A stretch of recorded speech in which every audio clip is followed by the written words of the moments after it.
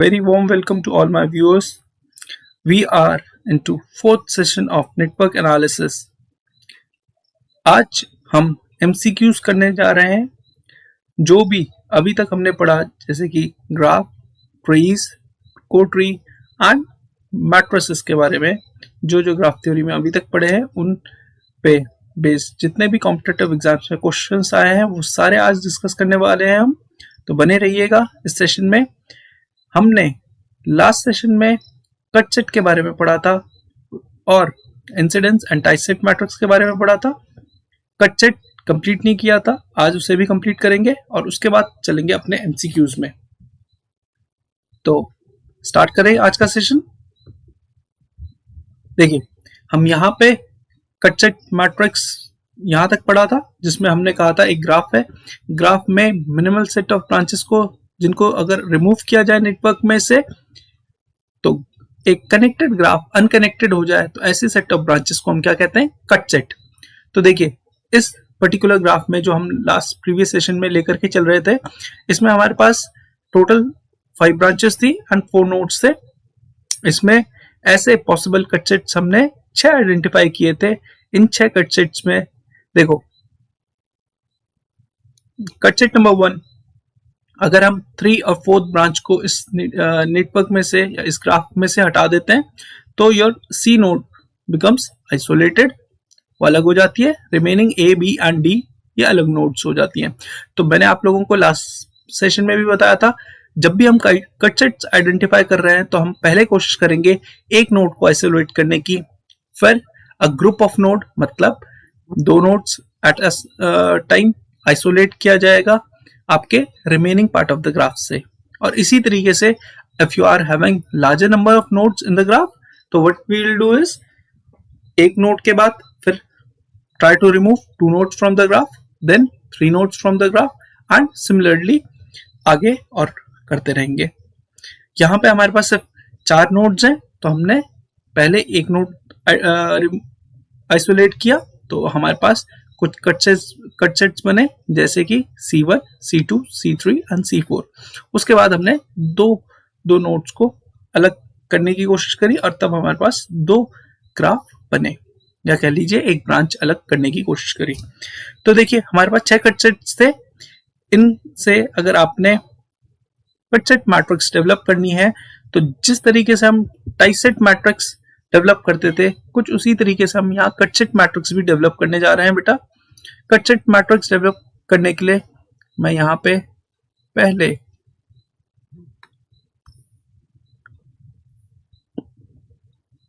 Late me erase some portion of this. ये तो आप लोगों ने लिख लिया होगा, अगर आप नोट्स बना रहे हैं तो इसको इरेज कर लेते हैं और यहीं पे अपनी मैट्रिक्स लिखे. देखिए, मैट्रिक्स लिखते टाइम पे हम लोगों ने कुछ चीजें देखनी है. जैसे हम टाइसेट मैट्रिक्स बनाते हुए देखते थे कि अगर कोई भी ब्रांच आपके टाइसेट से, या इस केस में देखें तो कट सेट से एसोसिएटेड नहीं होगी तो will be marking that element as 0. अगर एसोसिएटेड है और सेम ओरिएंटेशन है जैसे कि आपके कट सेट की है तो उसको +1 मार्क करेंगे, अदरवाइज -1 मार्क करेंगे. अब देखिए, यहाँ पे हमने 6 नोड्स आइडेंटिफाई किए थे. इन 6 कट सेट्स आइडेंटिफाई किए थे. उन कट सेट्स की आपको सबसे पहले डायरेक्शन एज्यूम करनी होगी. और जब कट सेट मैट्रिक्स डेवलप करते हैं बेटा तो we are free to choose any direction. ठीक है, जैसे C3 की हमने ये डायरेक्शन ले ली, C6, C2, C5, C1 and this 2, 3 and 5 that is C4. C4 की हमने ये डायरेक्शन एज्यूम कर ली. तो हम अपनी मर्जी से कुछ भी डायरेक्शन एज्यूम कर सकते हैं. And we represent a cut set matrix with the letter Q. इधर पे हम जो भी हमने कट सेट आइडेंटिफाई किए हैं उनको लिखेंगे जैसे कि C1, C2, C3, C4, C5 and C6. And इधर पे ब्रांचेस 1, 2, 3, 4 एंड 5. अब देखिए, कट सेट नंबर 1 को देखते हैं. कट सेट नंबर 1 क्या है, 3 और 4. तो branches number 3 and 4, this forms your first cut set, इससे बाकी फर्स्ट ब्रांच एसोसिएटेड नहीं है तो 0, सेकंड एसोसिएटेड नहीं है तो 0, थर्ड तो एसोसिएटेड है और हमने एज्यूम क्या किया है कट सेट की डायरेक्शन ये। तो बेटा जो भी आप लोगों ने फ्रेंड्स, जो आप लोग कट सेट की डायरेक्शन एज्यूम करते हो इंटरसेक्शन पॉइंट में, ब्रांच और आपके कट सेट जो भी आपने ड्रॉ किया, एक फ्री कर्व ड्रॉ कर ली यहाँ पे, उस कर्व का जो भी इंटरसेक्शन पॉइंट होगा वहां पे आप देखेंगे कि ओरिएंटेशन कैसी है। यहाँ पे कट सेट की ओरिएंटेशन इस डायरेक्शन में है और आपकी ब्रांच नंबर 3 में जो गिवन ओरिएंटेशन है वो भी उसी डायरेक्शन में है, तो हम इसको +1 मार्क करेंगे। अब इसी कट सेट C1 का इस फोर्थ ब्रांच के साथ देखेंगे ओरिएंटेशन, तो दोनों अपोजिटली ओरिएंटेड है। फोर्थ में डायरेक्शन ब्रांच की करंट की इस डायरेक्शन है फ्रॉम C to D, और अगर इस इंटरसेक्शन पॉइंट पे इस कट सेट की डायरेक्शन देखें तो ये D to C है, तो ओरिएंटेशन क्या है अपोजिट, तो -1 एंड फिफ्थ 0। आई होप इसी तरीके से आप बाकी मैट्रिक्स भी डेवलप कर सकते हैं। Next talk about fundamental cut set. Fundamental cut set matrix, and ये मैट्रिक्स ही आपसे पूछी जाएगी। एफ कट सेट मैट्रिक्स के ही बारे में आपको कॉम्पिटिटिव एग्जाम्स में भी या आपके यूनिवर्सिटी एग्जाम्स में भी यही ज्यादा पूछा जाता है। अब देखिए इसमें और कट सेट मैट्रिक्स में डिफरेंस क्या है। कट सेट मैट्रिक्स और फंडामेंटल कट सेट मैट्रिक्स में बेसिक डिफरेंस ये है कि fundamental cut set matrix is defined for a tree, मतलब after selecting a tree you will be defining fundamental cut sets. तो firstly we will be selecting a tree, ठीक है, we will select a tree first and then we'll identify F cut sets. Then we are going to identify F cut sets. Again है तो cut set ही, मतलब कुछ ऐसी set of branches होंगी जिनको हटाने से आपका एक कनेक्टेड ग्राफ अनकनेक्टेड हो जाएगा। लेकिन यहाँ पे एक कंडीशन है कि F cut set must have a twig and remaining links. Likewise, in fundamental tie set, what we said was there should be a link and a remaining twigs. इसी तरीके से यहाँ पे फंडामेंटल कट सेट में हम कहते हैं एक ट्विग और बाकी सब लिंक्स होने चाहिए।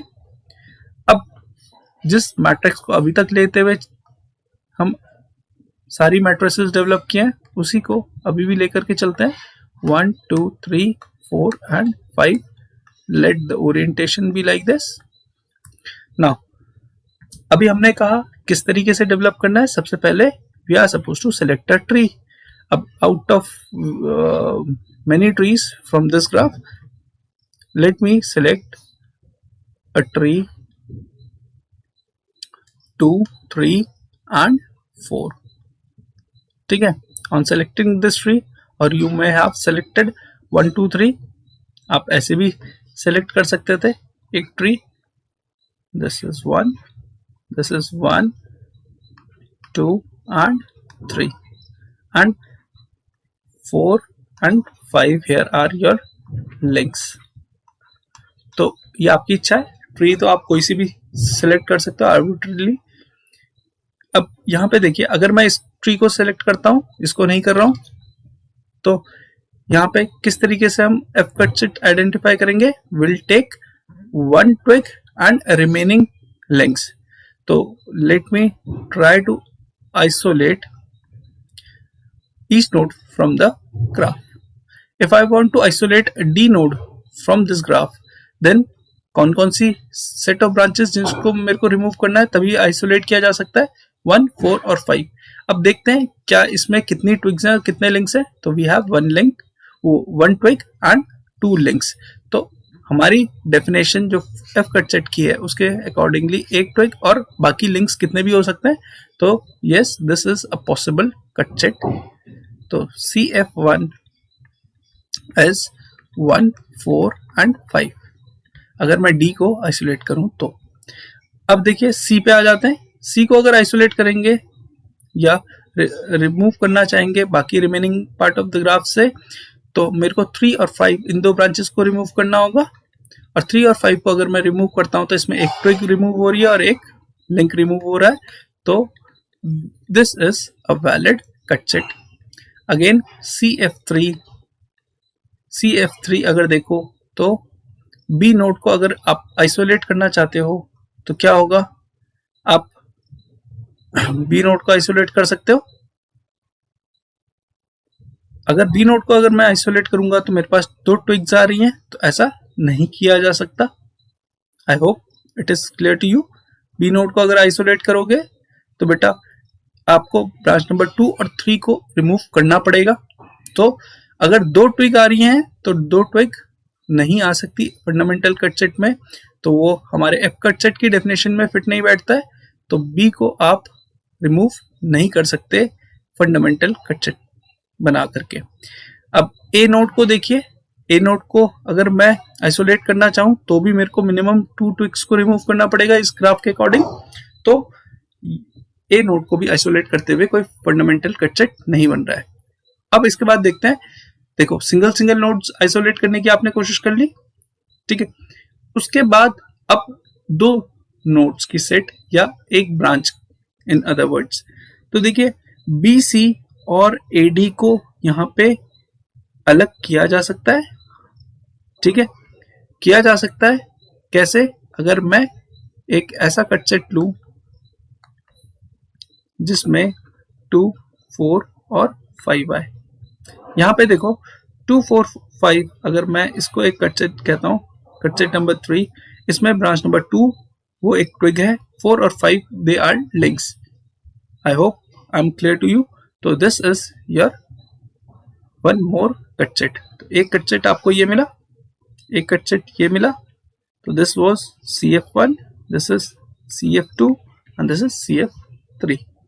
अच्छा, अब इसके बाद और किसी तरीके से आप इस कनेक्टेड ग्राफ को अनकनेक्ट कर सकते हो, मतलब 2 को 1 से नहीं किया जा सकता, 2 को 3 से भी नहीं किया जा सकता, because they are directly connected with each other. तो these 3 are your 3 fundamental cut sets. तो let me write it here, 2, 4 and 5। I hope इतना समझ आ गया होगा। अब देखिए कट सेट ड्रॉ करते टाइम पे हमने कहा था you are free to choose any direction of your cut set, but here we are not free to choose any direction, we are bound to choose the direction of the twig as the direction of your cut set, या orientation वही होनी चाहिए जो आपके twig की होगी। जैसे कि CF2 अगर इस फंडामेंटल कट सेट को देखते हैं तो 3 is your twig, associated twig, बाकी तो आपके लिंक्स होंगे। उसका इंटरसेक्शन पॉइंट अगर देखें कट सेट के साथ, तो हमको यहाँ पे क्या दिख रहा है कि कट ब्रांच की में करंट की डायरेक्शन इधर की तरफ है, तो कट सेट की भी डायरेक्शन यही होगी। अच्छा, इस CF3 को देखते हैं। CF3 में जो 2, 4 और 5 ब्रांच है, इसमें नंबर 2 जो ब्रांच है दैट इज अ ट्विग, और इसकी ओरिएंटेशन इधर की तरफ है, तो आपके कट सेट 3 की भी डायरेक्शन इसी तरफ होगी। तो this should be the direction of your third fundamental cut set. इसी तरीके से likewise this should be the direction of your CF1। I hope I am clear and इतना आपके समझ आ गया होगा how to identify fundamental cut sets in a graph. ठीक, तो after selecting any tree you can easily identify fundamental cut set, provided that it must have a twig and remaining links. And we can see here that the number of fundamental cut set is equals to number of twigs in the network in a graph. So how many fundamental cut sets we can have n minus 1 fundamental cut sets. 4 nodes थी इसमें, तो 4 minus 1 3 f cut sets आपको मिलेंगे, ठीक है, किसी भी graph में। आई होप समझ आ गया है। अब आगे बढ़ते हैं एमसीक्यूज में। एमसीक्यूज में बेटा हम लोगों ने बेसिक ग्राफ्स के तो एमसीक्यूज कर लिए थे, अब हमने करने हैं ट्रीज और जो जितने भी अभी तक हमने मैट्रिसेस पढ़ी है उनके बारे में कुछ क्वेश्चंस देखेंगे।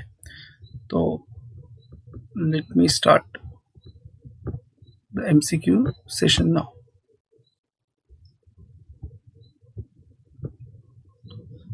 See this question from GATE. It says consider a network shown in the figure. Which of the following is not a tree of this graph? तो ये आपको एक ग्राफ दिया है, कौन सा इसमें ट्री नहीं है। तो बेटा ट्री की डेफिनेशन हमने क्या बताई थी आपको, ट्री क्या होता है, ट्री आपके किसी भी ग्राफ में ऐसे सेट ऑफ ब्रांचेस जो कि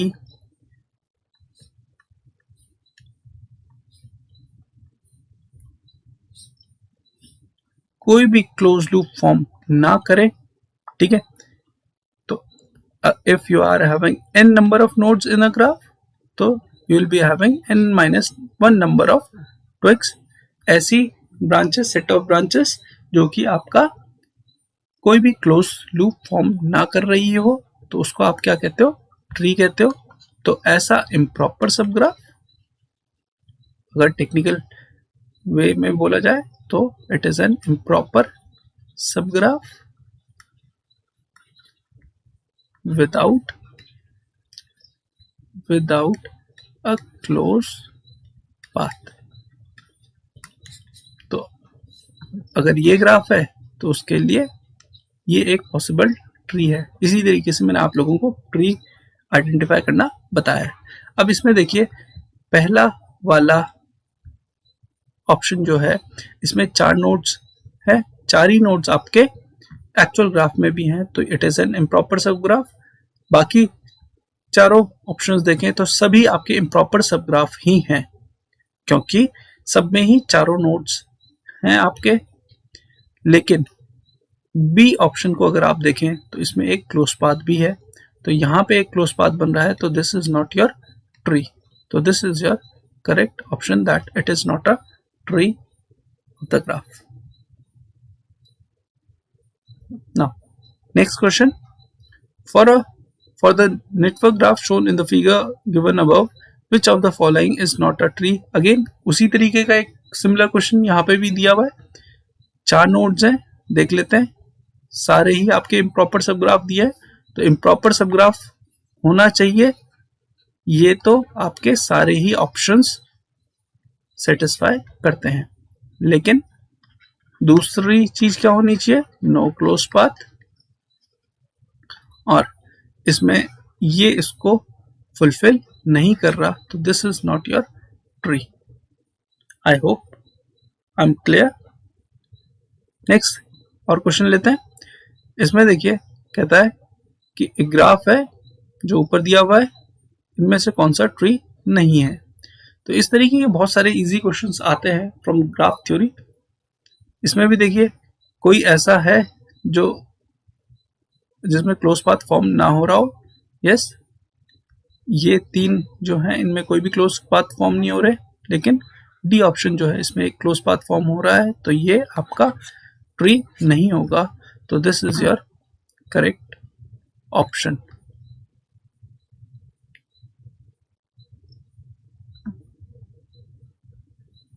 ये आपका फंडामेंटल लूप का है, इसे भी करके देखते हैं।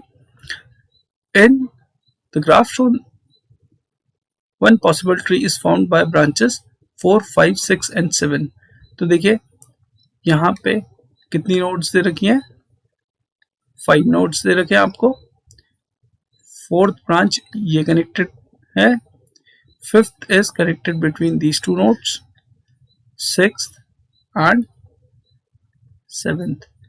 तो ये आपके पास 5 नोड है, तो ट्री में कितनी ब्रांचेस होती हैं? Definitely n-1। तो ये ट्री है क्योंकि कोई क्लोज पाथ भी नहीं बन रहा है। तो इसके बाद ये क्या बोल रहा है? Then one possible fundamental loop.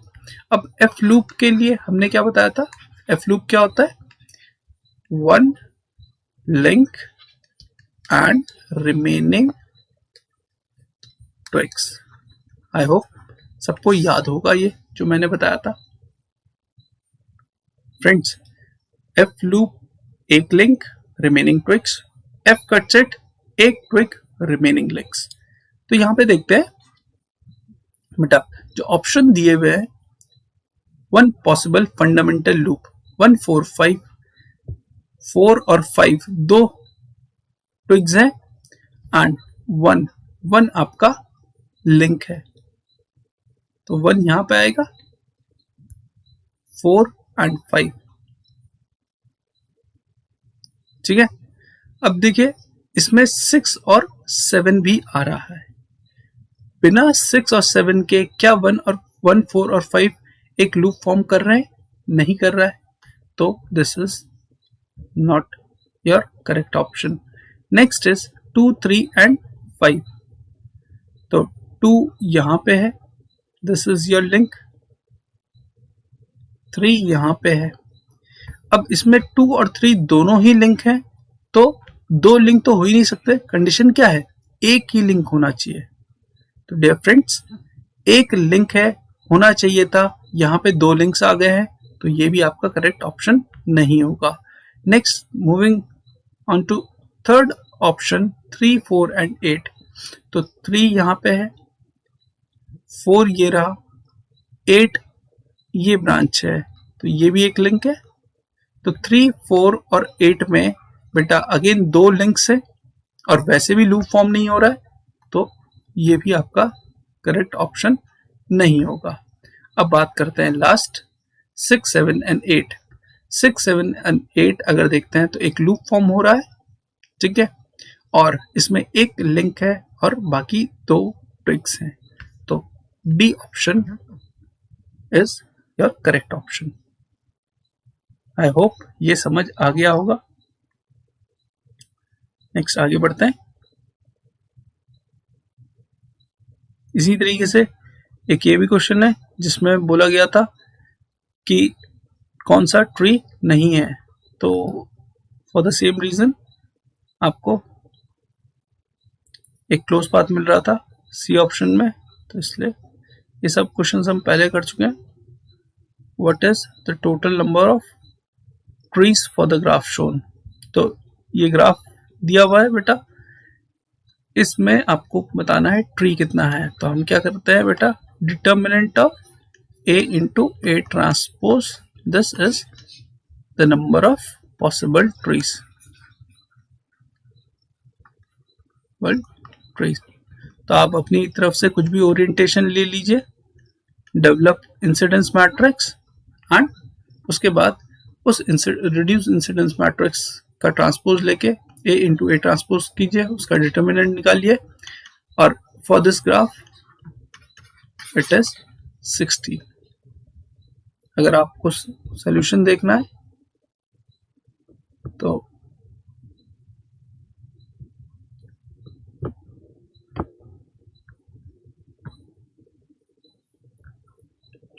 अच्छा, पहले और क्वेश्चन देख लेते हैं, उसके बाद उसका सॉल्यूशन भी देखेंगे, या पहले सॉल्यूशन ही देख ले।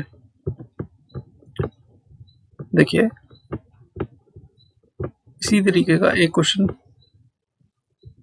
ये रहा, उसकी इंसिडेंस मैट्रिक्स ये बन करके आती है, उसका जब डिटर्मिनेंट लेंगे तो ये आपके पास एक मैट्रिक्स फॉर्म होगी, और जब उसका डिटर्मिनेंट निकालेंगे तो it would come out to be equal to 60। तो आई होप वो आप खुद भी करके देखेंगे। अगर कोई प्रॉब्लम होती है तो कमेंट सेक्शन में कमेंट कीजिएगा।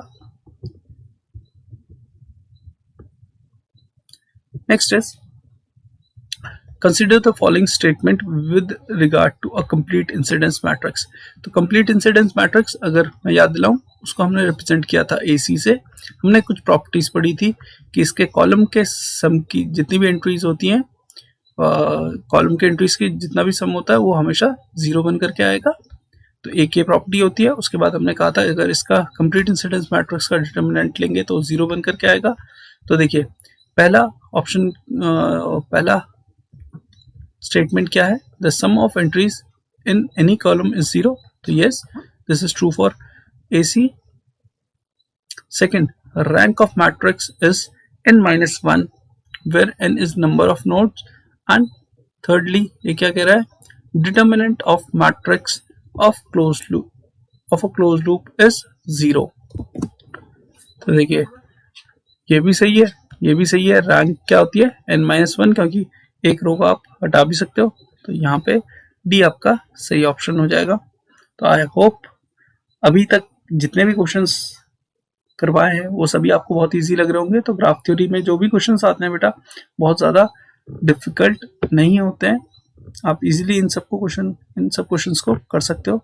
नेक्स्ट देखते हैं, इंसिडेंस मैट्रिक्स एक गिवन है और आपसे बोला जा रहा है कि बताइए कि कौन सी ब्रांच किसके साथ सीरीज में है या इस तरीके का।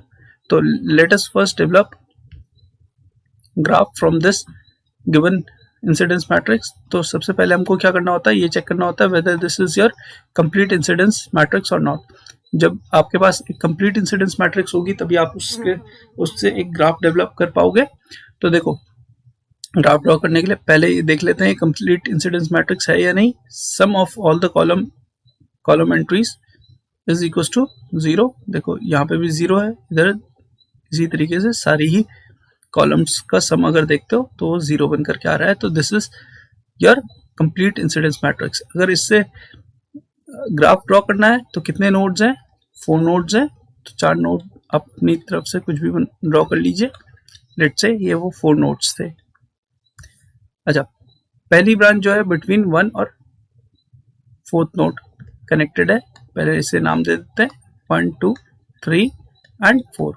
तो first branch is connected between 1 and 4 and orientation किस तरीके से है बेटा कि 4th की तरफ ओरिएंटेड है। ब्रांच नंबर 2 अगर देखें तो it is connected between 3 and 4 and orientation again 4th की तरफ है। Branch number 3 is connected between 3 and 4 again and orientation आपकी दोबारा 4th की तरफ है। मतलब there is a parallel branch between 3 and 4।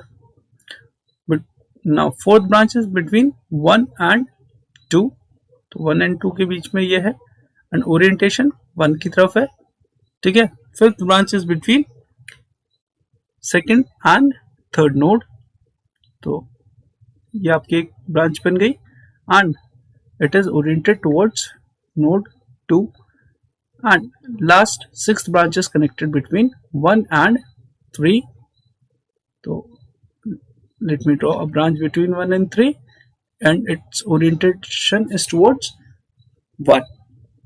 तो I hope ये सबको समझ आ गया होगा किस तरीके से मैंने ड्रॉ किया है। अच्छा, इसमें नाम भी दे देते हैं। First was connected between 1 and 4. Second and third branch was connected between 3 and 4. Fourth branch was connected between 1 and 2. Fifth was connected between 2 and 3 and sixth was connected between 3 and 1. Now, first statement says branches 2 and 3 are in series. तो अब इस graph में देखिए branch number 2 और branch number 3 क्या दिख रहा है बेटा, दोनों 3rd और 4th नोड के बीच में पैरेलली कनेक्टेड हैं। तो ये स्टेटमेंट गलत है। Branch number 4 and 5 are in series. 4 और 5 आपका आप ग्राफ से भी देख सकते हो, yes they are connected in series. Third statement कहता है voltage of branches 4, 5 and 6 form an independent set. मतलब 4, 5 और 6 के बीच में कोई भी रिलेशनशिप नहीं है। तो नहीं, यहाँ पे अगर इन दो में देखें तो एक लूप फॉर्म कर रहा है और आपका बिटवीन या अक्रॉस ब्रांच नंबर 6 जो पोटेंशियल है it is sum of potential across 4 and 5. So it doesn't form an independent set. So only second statement is correct. जा गया होगा. For the given graph, the incidence matrix और incidence matrix आपको दिया हुआ है. अब देख सकते हैं यहाँ पे कितनी नोड्स हैं. यहाँ पे नोड्स हैं 3, तो 3 रोज होनी चाहिए. चारों ही मैट्रिसेस जो गिवन है सब में 3 नोड्स हैं. अच्छा, नेक्स्ट फर्स्ट ब्रांच किस किस के बीच में कनेक्टेड है? बिटवीन सी एंड ए. तो ए, बी एंड सी 3 नोड्स हैं और 3 ही ब्रांचेस है. फर्स्ट ब्रांच जो है कनेक्टेड है ए और सी के बीच में, और किसकी तरफ ओरिएंटेड है? ए की तरफ. तो ये -1, ये 0 एंड ये 1. अब देख लेते हैं रोज ए ऑप्शन और सी ऑप्शन में से दोनों में से कोई एक होगा. सेकंड ब्रांच जो है it is connected between B and A and is oriented towards A. B में +1, बाकी 0. Third branch is between B and C and is oriented towards C. तो ये मैट्रिक्स कौन सी है आपकी? C matrix. C option is your correct option. I hope ये समझ आ गया होगा. बहुत इजी लग रहा होगा viewers and my dear friends. आपको अभी तक किसी भी जो भी मैंने अभी तक क्वेश्चंस कराए उनमें किसी में भी कोई भी डाउट है तो feel free to ask comment section में अपना, या इनके अलावा कोई और आपको ग्राफ थ्योरी के का कोई भी न्यूमेरिकल नहीं समझ आ रहा हो तो आप उसको कमेंट सेक्शन में डाल दीजिए. नेक्स्ट सेशन में वो सारे ही questions I will include. Next question है यहाँ पे, ये कहता है कि फंडामेंटल लूप मैट्रिक्स ये गिवन है हमारे पास, और हमसे पूछ रहा है कि for the same tree tell us what is the fundamental cut set matrix. तो देखिए बेटा, या इस क्वेश्चन को करने के 2 अप्रोच हो सकती है. या तो आप इस जो भी आपको बी मैट्रिक्स दे रखी है इस बी मैट्रिक्स से draw the graph and then again develop Q matrix या fundamental cut set matrix and उसके बाद आप सोल्यूशन बता दें. या एक अभी आगे हम अब अगले सेशन में इंटर रिलेशनशिप देखेंगे बिटवीन वेरियस मैट्रिसेस. तो वहां पे will come across be orthogonality between B F and Q F. वहां पे हम देखेंगे B F into Q F transpose जो है वो 0 के बराबर आता है. तो अगर इस अप्रोच को लेकर के चलेंगे तो आप क्या कर सकते हो, बी को इन चारों में से एक एक करके ट्रांसपोज कीजिए, इनका मल्टीप्लाई करके देखिए तो विल गेट 0. अगर जिसके भी साथ 0 आता है तो that is your correct option. ये एक तरीका है. या फिर आप यहाँ पे इस ग्राफ से इस बी मैट्रिक्स से ग्राफ डेवलप कर सकते हैं. जैसे कि यहाँ पे कितने नोड्स होंगे, कितनी ब्रांचेस नोड्स होंगे? 3 नोड्स होंगे. ठीक है, क्योंकि b minus n plus 1 is equal to number of links. Number of links 3 है. ठीक है, एंड ब्रांचेस कितनी है यहाँ पे? 1 2 3 4 5 6 ब्रांचेस हैं. तो 7 माइनस 3 n कितना हो गया? 4. ठीक, अगर n 4 हो गया तो 4 आपके पास नोड्स होंगे. आप 4 नोड्स ड्रॉ कर लीजिए. इन 4 नोड्स के बीच में आपके पास 3 ट्विग्स होनी चाहिए. तो सबसे पहले उन ट्विग्स को ड्रॉ कर लेते हैं. ये 3 मान लीजिए कोई ट्विग्स हैं. अब इसमें देखते हैं कि कौन सी रो ऐसी है जिसमें ज्यादा नंबर ऑफ एलिमेंट्स हैं. ये थर्ड रो देखते हैं.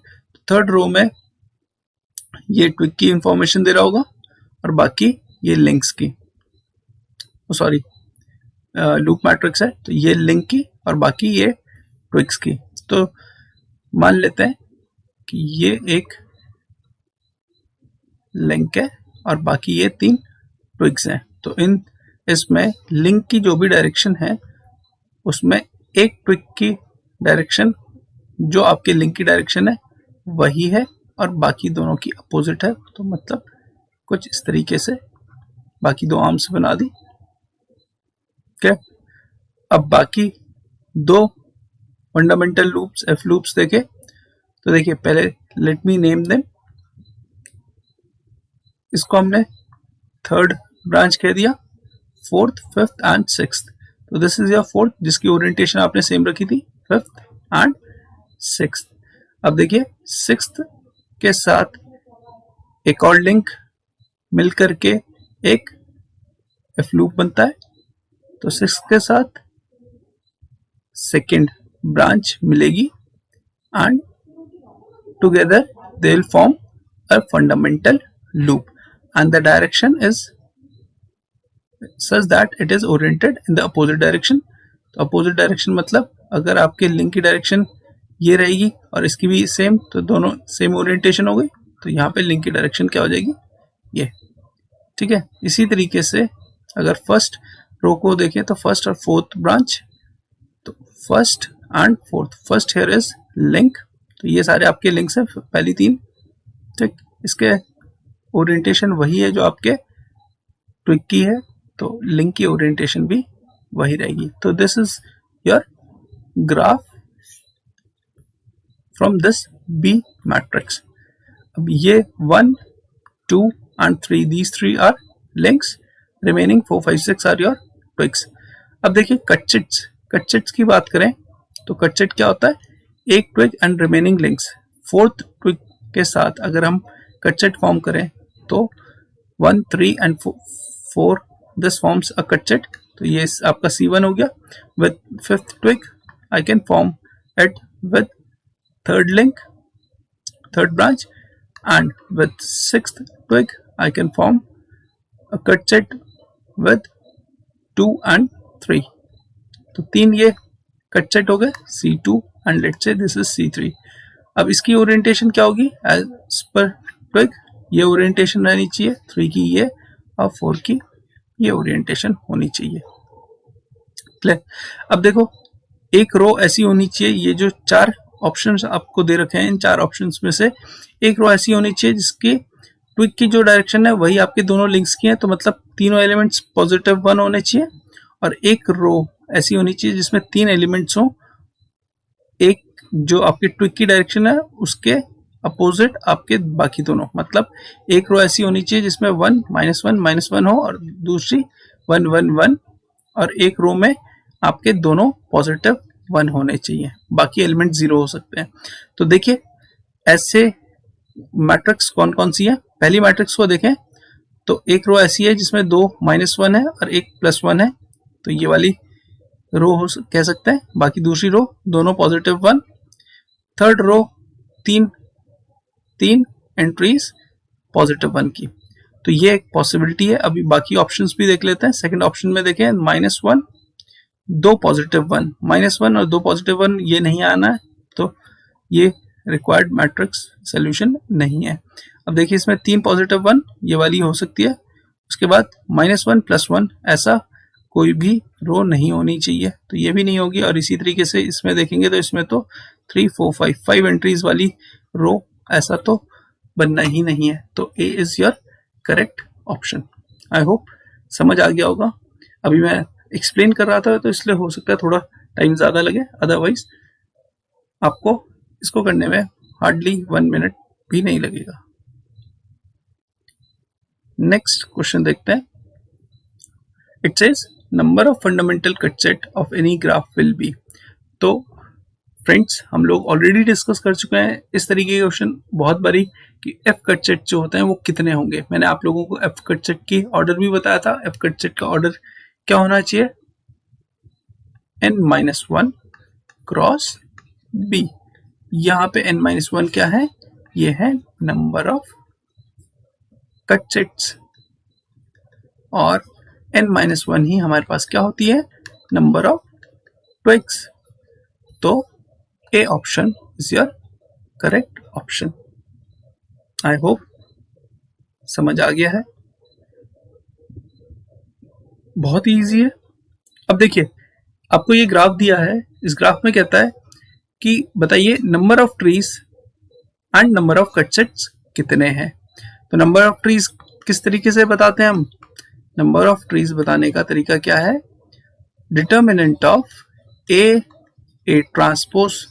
तो अपनी तरफ से you can assume any orientation, develop A transpose, उसका डिटर्मिनेंट ले लीजिए, जो भी आएगा that is number of trees. लेकिन छोटा सा ग्राफ है, देख करके भी बता सकते हैं बेटा। अगर मैं ब्रांच नंबर 1, 2, 4 ये 3 ब्रांचेस लूंगा तो आपके पास एक ट्री फॉर्म हो रहा है।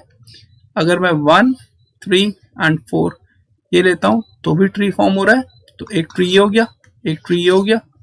तो देखिए ट्री होता क्या है, पहले ऐसा इम्प्रॉपर सबग्राफ जिसमें कि क्लोज लूप फॉर्म नहीं हो रहा होगा। इम्प्रॉपर सबग्राफ मतलब सारे ही नोड्स को टच करते हुए एटलीस्ट एक पाथ होना चाहिए।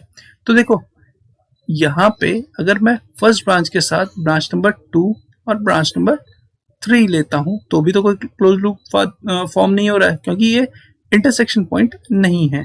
तो 1, 2 एंड 3 अगेन इन 3 ब्रांचेस को लेकर के भी आपका कोई भी क्लोज लूप फॉर्म नहीं हो रहा है। इससे पहले हमने ये 1, 2 एंड 4 लिया था, 1, 3 एंड 4। इसी तरीके से देखो बेटा एक ट्री आपको यहाँ पे भी दिखेगा, 4, 2 एंड 3। आई होप चारों ट्रीज आपको दिख गए होंगे। अब ऑप्शंस देखिए, ऑप्शन में दे रखे थे या तो 2 या 4, तो ऑब्वियस सी बात है सी और डी ही आपके चॉइस बचा, या तो सी होगा या तो ऑप्शन क्या होगा, डी होगा। ठीक है, अब बात करते हैं कटसेट की। तो अब हमको कटसेट्स देखने पड़ेंगे कि कटसेट्स क्या होंगे। तो बेटा कटसेट एट अ टाइम एक नोड को आइसोलेट करे, मतलब कटसेट होता क्या है, ऐसी मिनिमल सेट ऑफ ब्रांचेस जिनको हटाने के बाद आपका कनेक्टेड ग्राफ अनकनेक्टेड हो जाएगा। तो 4 आपके पास नोड्स हैं, इन चारों को अगर आप रिमूव करना चाहें एक एक करके तो you can have a cutset with branch 1, 3, 3, 4, 2, 4 and 1, 2। तो 4 कटसेट तो यही हो गए। अब आपके पास अभी देखिए ऑप्शन में क्या है, 6 और 10 भी है, तो इसलिए और चेक करते हैं। अब देखो दो नोड्स को अलग अलग किया जा सकता है या नहीं। अगर ये ए बी है, सी एंड डी है, तो एक नोड को तो हमने अलग कर लिया, 4 हमारे पास पॉसिबल कटसेट बन रहे हैं। अब उसके बाद देखिए 2 सेट ऑफ नोड्स को, तो ए बी को सी डी से अलग किया जा सकता है। हाँ, अगर हम ब्रांच नंबर 2 और ब्रांच नंबर 3 को रिमूव कर दे सर्किट में से तो ऐसा पॉसिबल है। तो एक कटसेट ये बन गया, मतलब 2 और 3 को अगर आप रिमूव कर दोगे तो भी आपका एक कटसेट बन रहा है। तो दिस इज योर 5th कटसेट। अच्छा, इसके अलावा देखिए ब्रांच नंबर 2 और ब्रांच नंबर 3 जो है, क्या इनको अलग किया जा सकता है? क्योंकि भाई इनमें भी कोई डायरेक्ट लिंक तो है नहीं। डायरेक्ट लिंक किन किन के बीच में है, 1 और 2 के बीच में और 3 और 4 के बीच में, क्लियर, या 2 और 4 के बीच में, या 1 और 3 के बीच में। तो इन ब्रांचेस को तो अलग अलग किया ही नहीं जा सकता। सिर्फ किन किन को किया जा सकता था, या 1 और 4 को या 2 और 3 को, क्योंकि ये भी आपके डायरेक्टली कनेक्टेड नहीं है। तो अगर मैं 1 और 4 ब्रांच को, इन 2 ब्रांच को हटा देता हूं तो भी मेरे पास एक कटसेट बनेगा, जिसमें कि आपके पास ब्रांच नंबर 2 और ब्रांच नंबर 3 ये दोनों ब्रांचेस अलग हो जाएंगी, या कह सकता हूं एडी नोड और सीबी नोड अलग अलग किए जा सकते हैं by removing branch number 1 and 4। तो we have possible total possible cut sets of 6. So therefore C is the correct option. आगे चलते हैं, इस क्वेश्चन को देखते हैं, and this is last question I guess. In the graph, one possible tree is formed by branch number 4, 5, 6 and 7. Let me highlight them. Branch number 4, 5, 6 and 7. This forms a tree. Yes, it is an improper subgraph because it is touching all the nodes in the graph and there is no close path. ये एक tree है। उसके बाद ये आपसे बोल रहा है कि then one possible fundamental cut set is, एक फंडामेंटल कटसेट फंडामेंटल कटसेट पूछ रहा है, तो फंडामेंटल कटसेट में क्या होता है, एक ट्विक एंड रिमेनिंग लिंक्स। तो एक ट्विक किसमें है, ऑप्शन में ये देख लेते हैं। तो पहला ऑप्शन क्या दे रहा है, 1, 2, 3 and 8।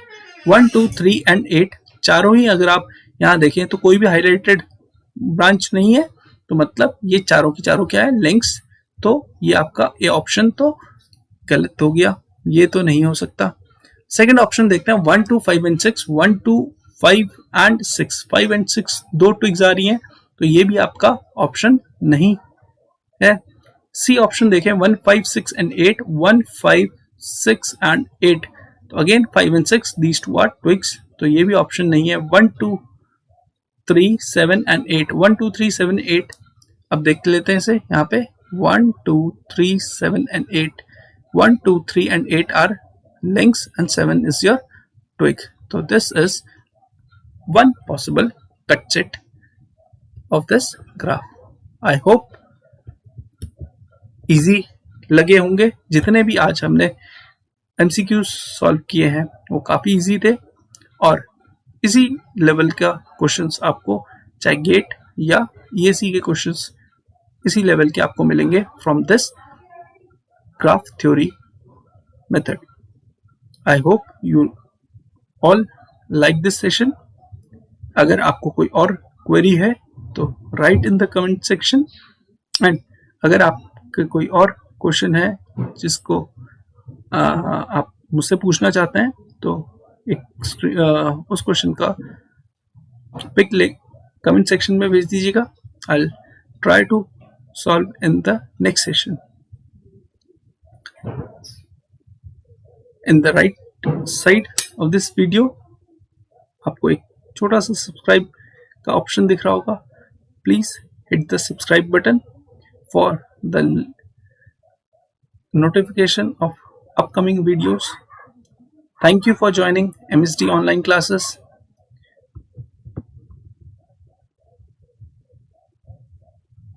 Please do like, share and subscribe.